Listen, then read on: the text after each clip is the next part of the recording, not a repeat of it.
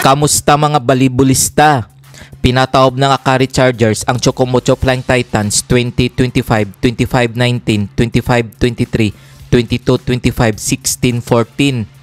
Tinanghal na best player of the game si Eli Suyod matapos nagtala ng 34 points, 27 attacks at 7 blocks. Nag-ambag naman si Domingo ng 14 points, Nesperos 11 points, Laxina 8 points, Soltones 5 points, Victoria 5 points, Bostrillo 3 points, Michelle Cobb 2 points. Para naman sa natalong Chocomocho Flying Titans, nagtala si Rondina ng 29 points, Tobeno 14 points, Molde 11 points, Picana 7 points, Alba 3 points, Malaloan 3 points, Wong 2 points.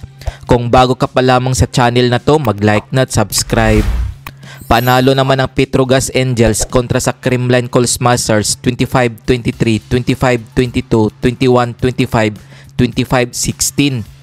Tinanghal na best player of the game si Jonas Sabete sa likod ng kanyang 19 points, 14 attacks, 5 blocks at 6 excellent receptions.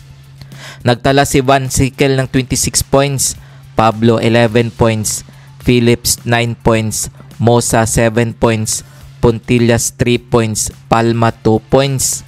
Para naman sa natalong Creamline Coal Smashers, nagtala si Pons ng 14 points, Carlos 13 points, Valdez 10 points, De Leon 9 points, Galanza 5 points, Negrito 3 points, Gumabaw 3 points, Panaga 2 points, Bernardo 2 points, Dihisos 1 point.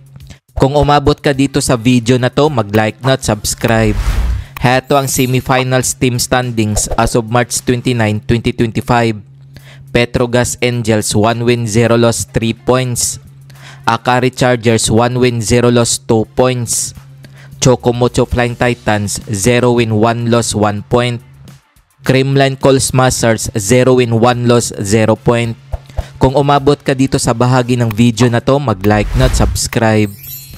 Heto ang Day 2 Semifinals game schedule ngayong April 1, 2025 na gaganapin sa PhilSports Arena. Maghaharap ang Creamline Coal Smashers at Akari Chargers alas 4 ng hapon. Maglalaban naman ang Petrogas Angels at Chocomocho Flying Titans alas 6:30 ng gabi. Kung nagustuhan mo ang video na to, mag-like na at subscribe.